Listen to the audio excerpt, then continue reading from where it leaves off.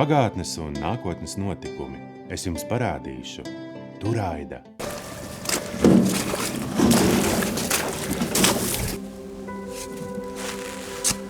Šobrīd pie Turaidas muižas pārvaldnieku mājas izskatās diezgan skarbi. Zeme ir sarakta, dubļi, tehnikas pēdas, bet patiesībā tas ir ceļš atpakaļ laikā.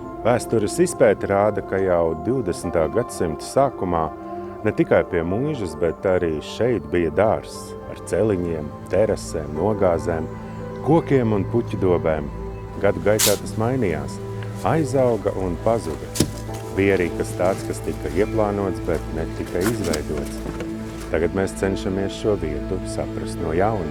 Tāpēc šeit šobrīd rok, lai atbrīvotu vietu skaistumam, tā kā tas bija kādreiz paredzēts puķēm, celiņiem, koku pēnēm.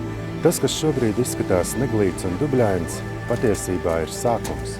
Pēc kāda laika šeit atkal būs dārzs, tāds, kas atgādina, kā šī vieta varēja reiz izskatīties un kādu to iespējams redzēja cilvēki pirms vairāk nekā 100 gadiem.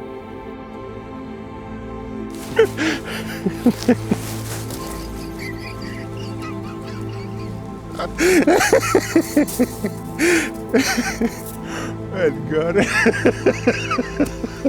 Tiekamies Turaidā!